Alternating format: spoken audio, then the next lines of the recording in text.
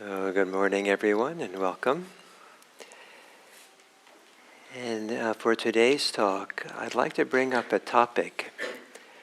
And the purpose of bringing up this topic is not to offer some definitive teachings on it that comes to a nice, great conclusion, but rather to inspire you, maybe, I don't know if provoke you is the right word, but evoke in you reflection, that you would think more deeply about this topic and how it works for you personally. And I think it's a very important topic for us as individuals in our own individual life, in our interpersonal life, in our societal life, to really reflect deeply about this and understand how this works for us. Because this topic I'm going to bring up, I'll name it shortly, is we probably all operating with it, but it's often unexamined and unconsidered. And so what I'm encouraging here is to take this topic and really consider it how it is for you. So the topic is, what is your theory of change? What is your theory of change? And so if you're involved in changing yourself, changing your family, your community, your society, your world, you're operating under some theory, some hypothesis, some assumptions about how change happens. And I encounter a lot of people who want to see change, but they've never examined their theory of change. They have a gut reaction, and they have some idea, of course this is how it should be, so sometimes it's very aggressive. Some people want something to be different, and their idea is to bark, or worse, and be hostile to get what they want to be happen. Other people's theory of change is to fawn and to kind of just be very gentle and kind, and they're trying to get something, but they think this is how you get things, is to make something happen. So when we're involved in Buddhist practice, are you involved in any process of change? Are you looking for a change when you're practicing? And if so, what is your theory of change? How is that change supposed to happen? And what is the understanding of how it happens, what needs to be done to happen? And or do you just take the word of some poor teacher who says, yes, it's really good to meditate. Everyone should meditate. Oh, okay. You'll feel so much better if you meditate. Okay, well, okay. That's my theory of change is I'll just follow this teacher's word. So that you have a theory, unexamined theory, that believing in someone else is what's going to help you find your way. So often it's unexamined.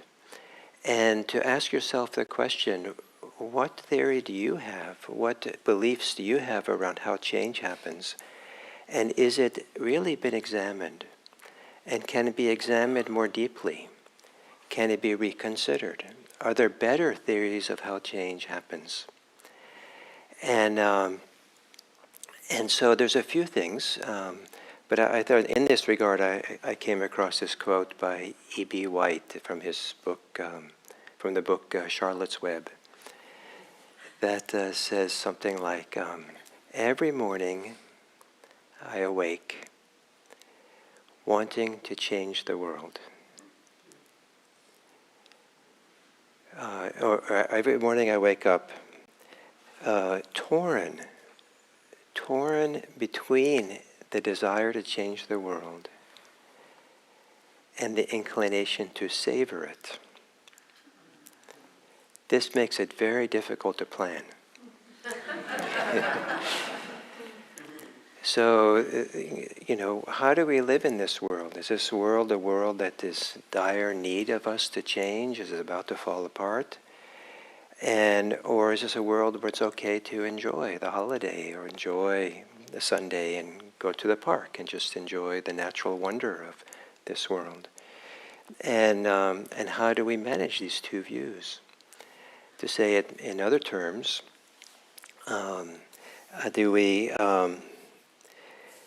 do we care for our life, or do we enjoy our life?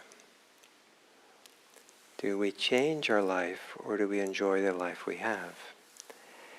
So there's a whole series of things to examine in these questions of change and theories of change. And one of the first things to examine is, so I'll offer some of these ideas of theories of change, and then I'll offer a Buddhist theory of change at the end. So you'll get the Buddhist part if you want. And so the first thing is we have to begin with what we see. How do we understand the current circumstances? What do we see in the current circumstances? Do we see that the sky is falling and we have to run? Do we see that the world is burning and there's nowhere to run? Is what we see hopeless and all you can do is kind of give up? Or do we see that fires that we can put out and no one else is going to do it, so we should? Do we see a world where goodness prevails? Do we see a world where evil prevails? Do we see, how do we interpret the world? What do we see? How do we see ourselves? Some people see themselves in very negative ways, see themselves as somehow wrong in all the different ways that could be. Some people see themselves as wrong and this is how it is, they're stuck that way. Some people see themselves as being way too right. Everything is right about me, and everyone else needs to understand that too. And I should be praised, and everything I say must be true. And well, how do we see? And so the question is, what are we seeing? And are we seeing accurately? Are we seeing in a useful way? And some people have this belief that if I see it, it must be true. If I see it, I'll believe it. But that is kind of naive, because often how we see is through the lens of interpretation, through the lens of desires, through the lens of aversions. And sometimes how we see has been shaped by culture, shaped by family, shaped by religion, shaped by politicians. And so the way we see is not always so accurate. So that makes this whole question of a theory of a change difficult from the very beginning. It requires really a careful consideration of what is it that what's up here? What's going on here with me? What's going on here with my family? What's going on here in my place of work? What's going up here in this nation, in this world? And of course there are many things to see. And so part of that, what we see, has to do with the choice of our selection. What we choose to see and what we choose to ignore. And so that also makes it very complicated, because there's already a preference that goes into how we see. The way that this practice of ours can assist with this is that by calming down, by quieting the discursive mind, we begin to let go of some of the overlays, the projections, the preferences, the selectivity we have, that we bring to whatever situation we're in, so we're seeing it very partially. We're seeing it through the lens of our desires. And it's remarkable to quiet the mind down, to quiet the thinking mind down, to quiet the desiring mind down, and to be able to see with fresh eyes. And I have not a few times been somehow disturbed by how I saw a person through a filter that was not accurate. Maybe I had old information about the person, and I hadn't seen how the person had changed. I wasn't ready to see that something was a person who was showing up in a very different state than how I'd known them. And so I would operate under assumptions that I knew the person. And actually, I didn't know what was salient and important at the moment, because I was operating on the stories, ideas, memories, and all that. And I've had the wonderful experience of being quiet and calm, settled, cleared, that my mind has become clear, and seeing someone that I've known for a long time with fresh eyes. To really kind of allowing them to be completely as they are, without needing anything from them, without wanting anything from them, without projecting anything. I shouldn't be so absolute in my language, but all that gets reduced dramatically. And so I see the person in a more whole way. All this has been true with myself as well. We do the same thing with ourselves. We see ourselves very partially. We see ourselves through the lens of what our society expects of a person, or doesn't expect of a person, or what society tells us what's important. There was a little story I've told sometimes of. So I used to live in San Francisco for quite a bit of time, in one of the poor neighbors of San Francisco. And I was kind of a poor hippie, and before that. And so I had an old car, and I was very happy with this old car. I had no questions about it, no issues around it. It was just my car. That was very simple and straightforward. But then I moved down here to the peninsula. And at first I was living up on Skyline. This time was way up there in the woods, kind of. But I would come down periodically to Palo Alto. The main reason to be in Palo Alto was to teach this group when we were in Palo Alto days. But I'd come down to Palo Alto and have dinner. I taught most first Monday nights. I had dinners, and then I would go and teach. And after a few years of this, I don't know when it was, it might have taken 4 or 5 years, where I started to notice that I had one of the oldest cars in Palo Alto. Because even back then, a lot of people had relatively new cars. And then one day, there arose in my mind, I should get a new car. And it was really clear that desire was not because my car was falling apart and was on its last legs or was inadequate, but because now I was comparing myself to what was going on in my society around me. And somehow that comparison generated this desire for a new car. And so that's one thing about a car. What about a new you? How are you comparing yourself to the people around you? Does it change how you understand yourself based on the community that you're with and what's around you all the time? And I suspect some of you have lived in different communities in your life, growing up different places, and being here. Most of you, I assume, are kind of local. And I can imagine that your shifting understanding of yourself and what it means to be a right person is shaped by who you compare yourself to and what goes on. So in that comparison, are you seeing yourself accurately? So, my theory of change in 1995, I think, was involved. The change I wanted was to have a new car. And what was the theory of change?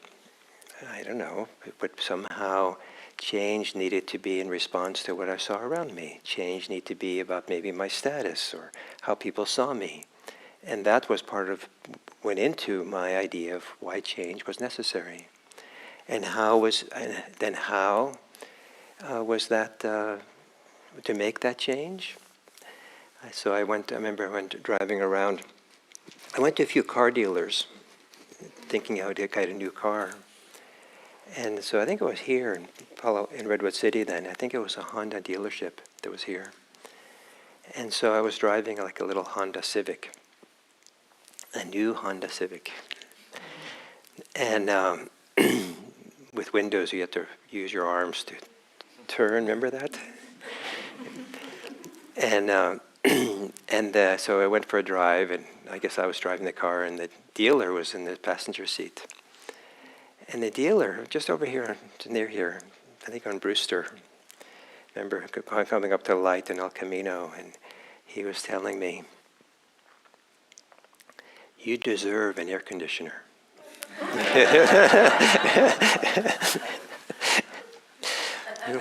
Wow.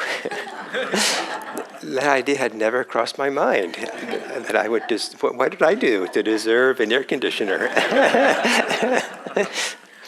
So he was there to kind of create a whole idea about myself that, I guess, he was hoping I'd buy into.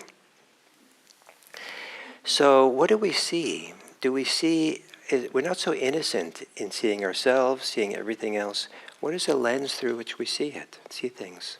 What is the emotion through which we see our life? Do we see it through fear? Do we see it through inadequacy and insecurity? Do we see it through love? Do we see it through generosity?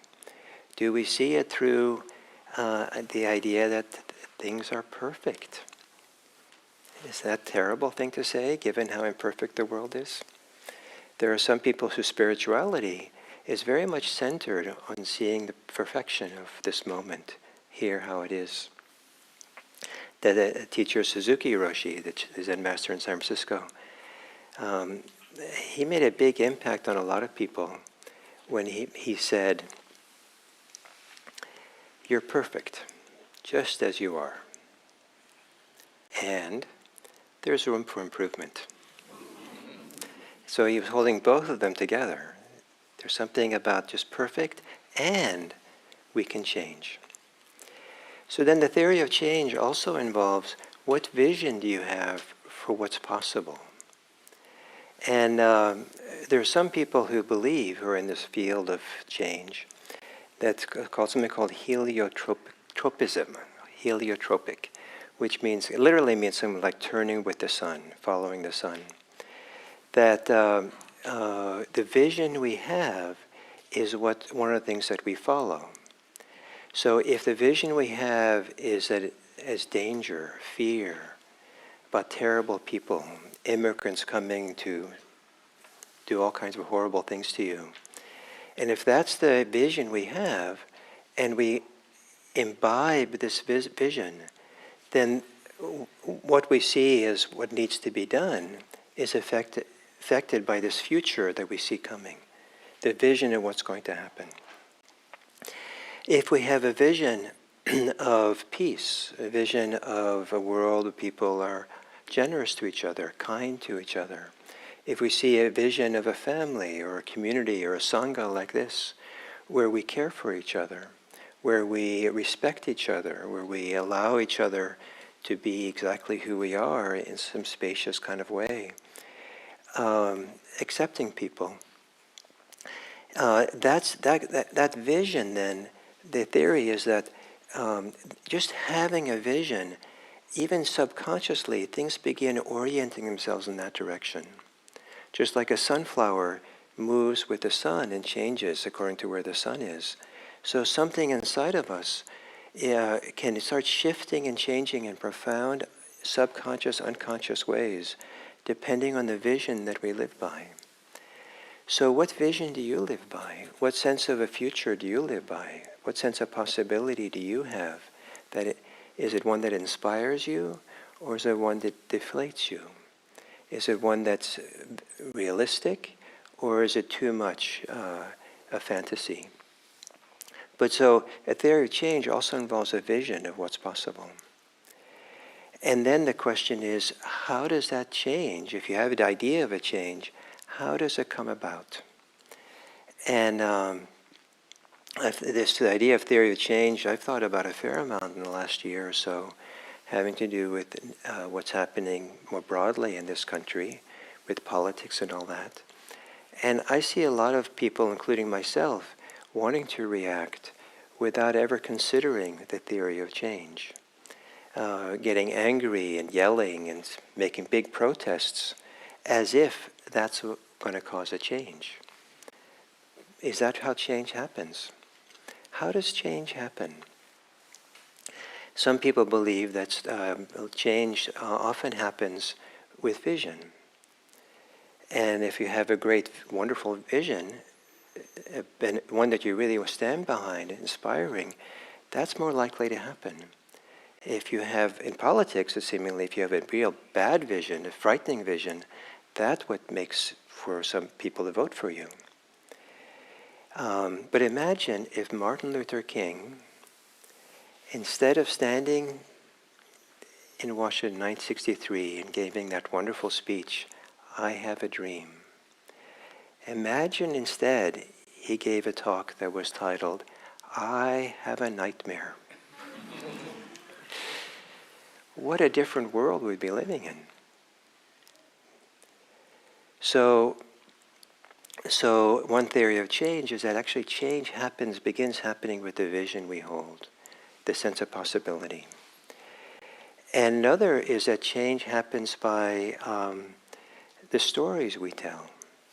And many of us are telling personal stories that are undermining ourselves. Some psychologists say that one of the leading causes of depression is rumination. Ruminating means repeatedly chewing over the same story, ideas about oneself, the same dire situation, same undermining, deflating kind of story, that we start to drain ourselves of our vitality and we get depressed. And stories make a big difference. And so when politicians say the same story all the time, over and over again, it can have a huge effect if that's where we get our conditioning for how we're going to see the world and have a vision. So stories, the stories we tell. And sometimes it's said that in the world of the academic study of religion, that religions mostly exist because of their stories, not their doctrines. Because we're telling stories about founders and different parts of religion. And then, what does make change? I have a term called the acupuncture point of change that was inspired by a person who has inspired me a lot, this Mahatma Gandhi. That so the British arrested him. He was in jail in India in his independence movement, and he spent his time in jail considering what to do next, what strategy, how he was going to bring independence to India. So apparently he spent, a fair amount of time in jail thinking about this. Finally he was released, and he began to implement his strategy for change. He started the Salt March. He marched to the sea. The British had a tax or had a monopoly on salt production. So no one was allowed to collect salt, except they had to buy it from the British. And everyone had to have salt.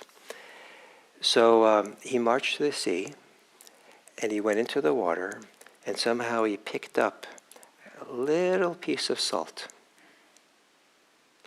And that was enough to be arrested again. And that brought the British Empire down. That was the acupuncture point of change. That little thing made a huge difference in kind of the transition to moving in the direction. A lot more had to happen, of course. But where's the acupuncture change for us? If we look at the whole big scenario of our life, our situation, how dire it is, it can be so overwhelming. And we think we have to take a sledgehammer to whatever's going on. Maybe. But is there an acupuncture of change? Is there a story? Is there a particular act? Is there something we can do Where's that point that'll make a difference? So, so do we have an acupuncture point theory of change? Do we have a sledgehammer idea of change? Do we have a theory of change that someone else is responsible? We outsource all change. If we want peace in this world, other people are supposed to do it. Or do we insource it?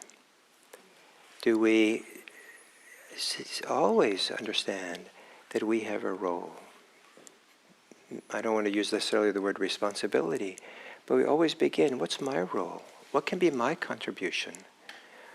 What way can I, in a generous way, make the change that I want to see in the world?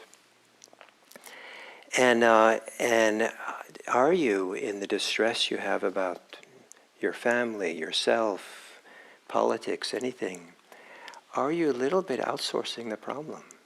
That someone else is supposed to be involved in change? A theory of change that I've had is that if I feel like I really need something from some people, and I feel strong need, rather than demanding it, or rather than expecting it or doing something, in certain circumstances, is if I have a need, I offer it to the others. So, for example, if you have a need to be heard by someone, and this is a theory of change. I was on the ethics committee. I did a lot of mediating ethics problems. And my theory of change around social conflict like this is that change doesn't happen until people feel heard. So that I was operating under this assumption. And so, then I lost track of what I was saying. I went on a little tangent. Can someone remind me? Oh yeah, thank you. Offer to people what I like. So sometimes I've wanted to be heard, and so I will make an effort to really understand them and hear them and make sure they feel heard. And a little bit the theory is that once they feel settled and feel heard, then they'll be interested in me.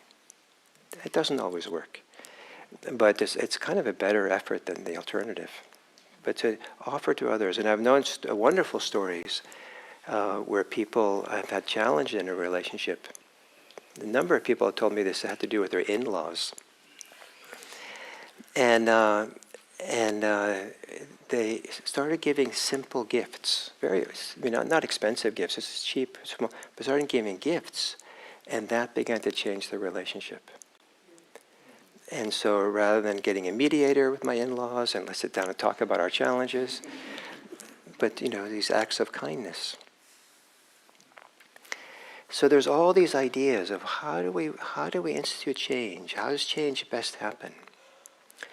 So in Buddhism also has a theory of change. So one of the core principles of Buddhism is everything is changing all the time. And it's the teachings on anicca, the Pali word for impermanence or inconstancy, that everything is changing.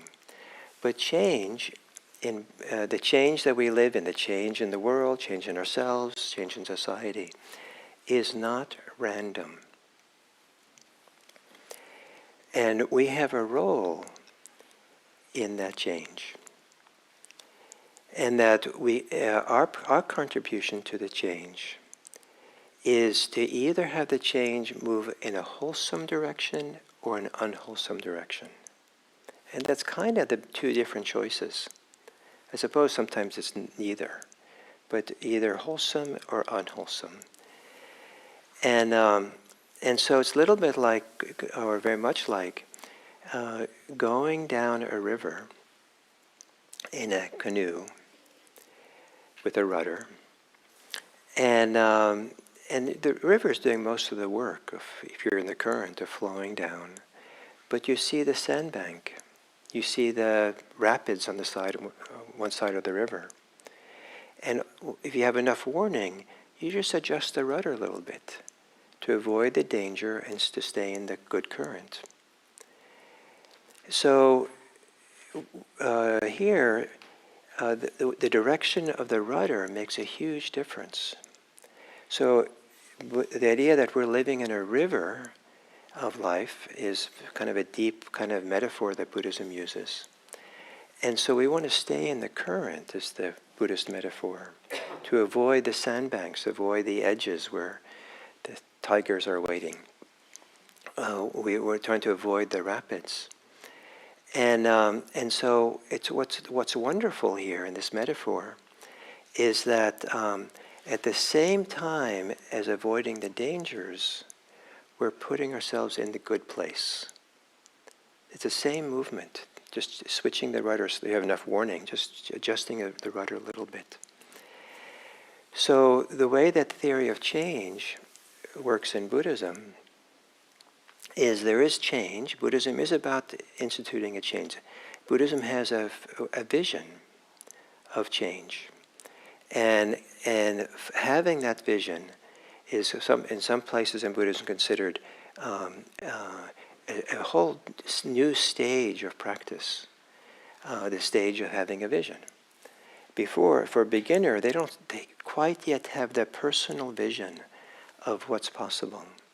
But once we see it or have a sense of it or personal vision of how much peace our hearts can have, how much freedom our hearts can have, how much ease and happiness and well-being that's possible in our deep inner life.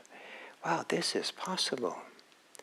Not only is it possible, but why should I sacrifice it for these other purposes? This feels wholesome.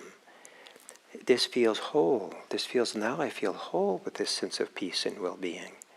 This is possible. We might not always feel this way. We might just have a hint of this possibility. But at some point in Buddhism, the idea is to have a vision of what's possible. And maybe it's mostly some people's in more of a negative vision, which is, I don't have to suffer this way anymore. I've suffered a lot. I've wasted much of my life suffering unnecessarily. This is no longer necessary. For some people, that's very motivating. For some people, it's the other side of the hand of that. That when we don't suffer, there's peace, there's happiness. So there's a vision of what's possible. And what's possible, that vision is at the end of the river, the ocean at the end in Buddhism. There's a big ocean of freedom that the river will take us to. But we're adjusting the rudder all the time. And why this is an important metaphor is that in the Dharma, we have a very important role. So we can't outsource our peace. We can't outsource this inner freedom. We have to do it ourselves. We have to step up to the plate, they say, maybe. On the other hand, we have to realize that it's not only up to us. Just like you don't cause the canoe to go down the river. You just create the conditions that allows the current to carry it. In Buddhism, we don't create the change, the personal change we're looking for. We create the conditions that allow the inner growth to happen. The metaphor for change, personal change in Buddhism, is a metaphor of growth. That we're growing something. We're allowing something, some natural processes inside of us to grow and develop. We're cultivating something. We're not creating something. And so, and how do we cultivate and create the conditions that allow something positive and useful to grow? And and that is, it turns out we don't have to choose between changing the world and savoring the world. We can savor changing the world. They can be the one and the same thing, to use the quote. But to say it in a different way, we can care for ourselves, we can care for our life, and enjoy our life at the same time. And how? When the efforts we make to change are done wholesomely, are done in a way that feels good, that feels healthy, that feels heartwarming, that feels inspiring, feels nice to do something. Rather than involve in change with greed, rather than making change through hostility and animosity, rather than changing it with a very heavy critical self-view, like, yeah, I know I have to change, I'm supposed to be more generous, but I'm such a lousy person, and so I'll do my best, but this is, I'm pretty lousy, and okay, I'll do it, but that's not inspiring. So the idea is to find ways in Buddhism to make changes, to whatever change you're going to do it in beautiful ways. And the word beautiful in the Pali word, kalyana, also means ethical. So ethical and beauty are the same in Buddhism. Wholesome, the word or wholesome is also kind of means ethical and beautiful, or kind of synonyms for this. So how we do the change is, as in Buddhism, is as important as the change we're going to make. Don't give up the wholesome. Always find what is the wholesome, what is the beautiful, what's the ethical way to instigate change. And what is the vision that we have in Buddhism? The vision is also wholesome. The vision is also a vision that is beautiful, that is ethical, and that is really feels like it's integrally part of the whole. That's what wholesome means in my mind. And how do we do all this? How do we have a theory of change in Buddhism? How do we see what's going on clearly and realistically? How do we have a vision that's inspiring? And how do we go about knowing what is wholesome and beautiful?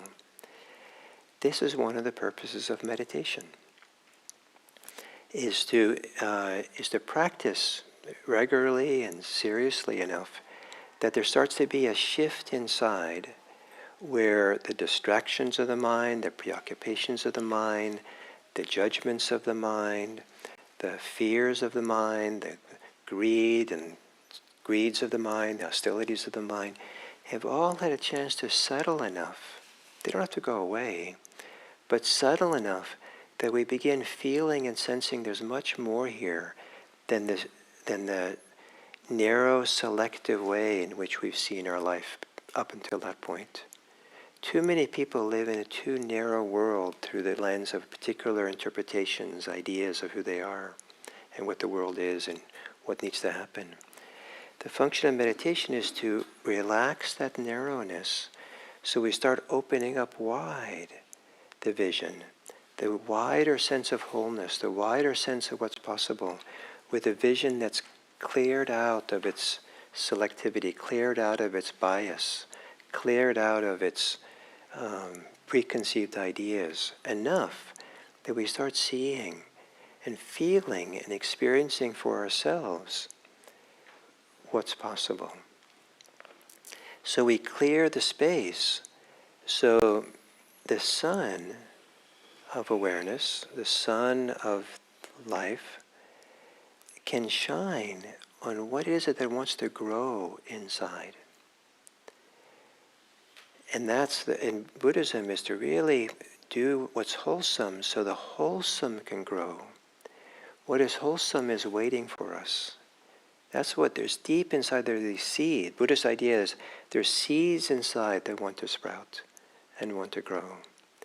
And the right conditions, what will grow are wholesome seeds. If you're not careful, you have also unwholesome seeds inside. And if you're not careful, those are the seeds that you might sprout and might grow. And when those grow, sometimes in Buddhism, they're called vines. And they have this idea that a vine can take over and cover a tree to kill it. So be careful what you grow. So a theory of change. What is your theory of change? Do you have one? Is it a good one? Is it a helpful one? Is it, from the perspective of this talk today, does your theory of change inspire you? Does it nourish you? Does it give you a sense of inspiration to live a beautiful, ethical, and wholesome life? And maybe as important, is your theory of change one that's going to make this world that we live in a better place? Bringing peace and happiness, care, compassion to this world. And wouldn't it be wonderful if these two visions, the vision you have for yourself, the vision you have for the world, that are one and the same? They don't have to be any different. So, theory of change. So did I give you something to think about? That was my goal. So I'd encourage you to talk to people about it. And find friends and strangers. And say, I'm supposed to talk about theory of change, my theory of change. Can we talk about this? I'd like to hear yours first. Or something. So may you reflect on theory of change, and in doing so, I hope all of us will change the world for a better place. Thank you.